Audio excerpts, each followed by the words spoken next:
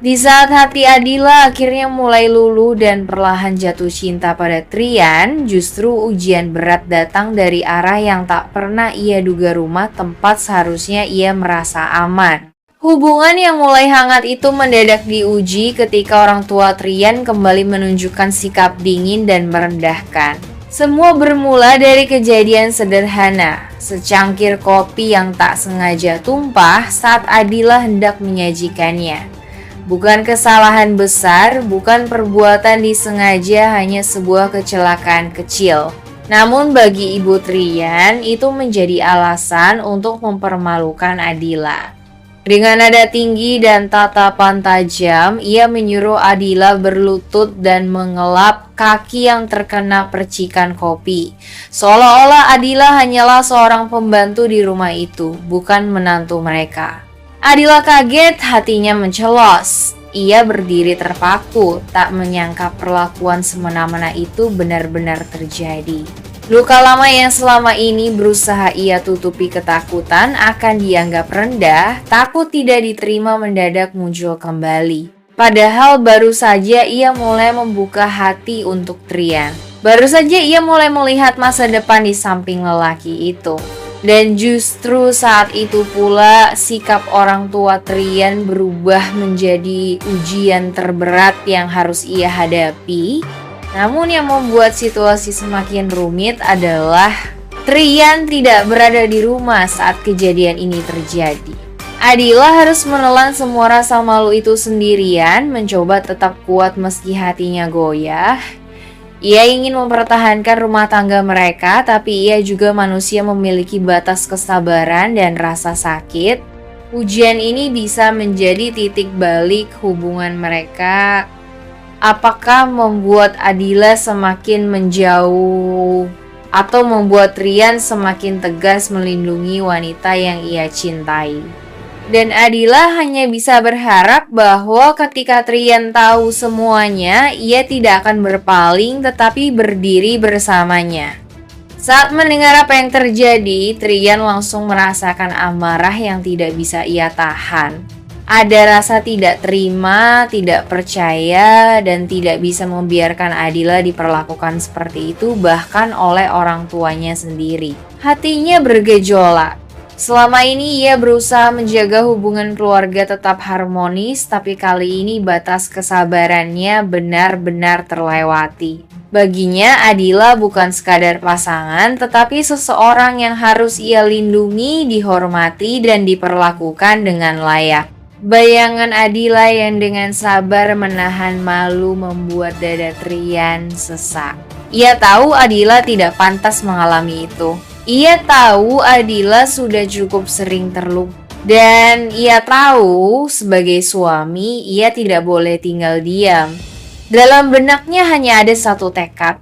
Tidak ada seorang pun yang berhak merendahkan Adila, bahkan keluarganya sendiri. Amarah yang selama ini ia tekan mulai memuncak. Trian bersiap untuk menegaskan batas yang selama ini ia biarkan terlalu kabur.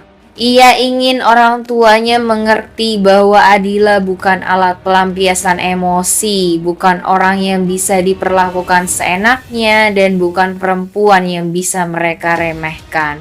Untuk pertama kalinya, Trian benar-benar siap berdiri tegak di hadapan keluarganya demi Adila.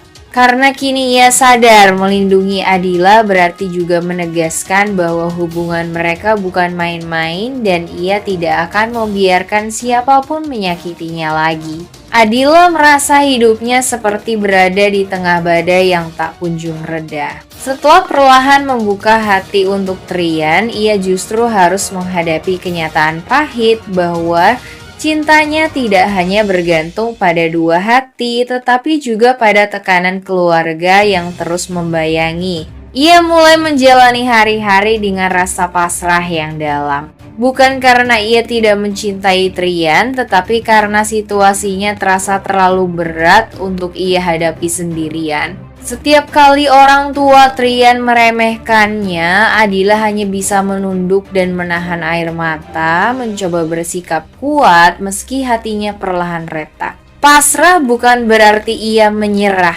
Pasrah karena ia tidak ingin membuat keadaan semakin buruk. Pasrah karena ia tidak ingin menambah beban di pikiran Trian. Pasrah karena ia tahu sekeras apapun ia mencoba, ia tetap dianggap rendah oleh keluarga suaminya. Kadang ia terpikir untuk pergi, tapi hatinya menolak. Kadang ia ingin melawan, tapi ia tahu posisinya tidak kuat. Yang bisa ia lakukan hanyalah bertahan, berharap Trian benar-benar melihat betapa terluka dirinya. Pada saat yang sama, ia tetap menghargai perjuangan Trian lelaki yang kini jelas berusaha membelanya meski harus melawan keluarganya sendiri. Tapi itu justru membuat Adila semakin tertekan. Ia takut menjadi alasan hubungan Trian dengan orang tuanya retak.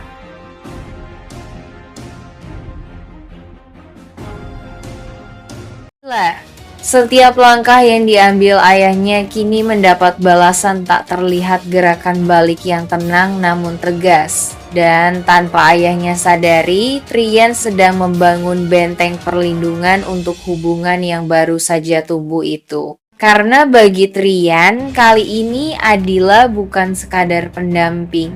Ia adalah seseorang yang layak diperjuangkan sampai akhir. Keinginan Trian untuk selalu bersama Adila kini bukan lagi sekadar perasaan, sesaat itu sudah menjadi tekad yang tumbuh dari perjalanan panjang mereka. Setiap momen yang dilewati bersama, dari masa-masa penuh salah paham hingga kedekatan yang mulai terjalin dengan tulus, membuat Trian semakin yakin bahwa Adila adalah orang yang ingin ia jaga seumur hidup. Ia tidak ingin hubungan mereka kembali dipisahkan oleh keadaan, rencana orang lain, atau kesalahpahaman yang dibuat-buat. Karena bagi Trian, kebersamaan dengan Adila bukan hanya tentang cinta, tetapi tentang rasa nyaman yang tidak pernah ia temukan sebelumnya.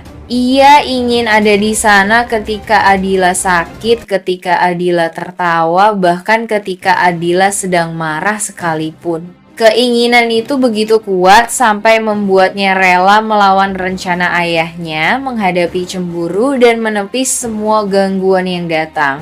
Trian tidak ingin sekadar mempertahankan hubungan ini. Ia ingin hidup bersama Adila setiap hari tanpa jeda, tanpa dipisahkan oleh siapapun.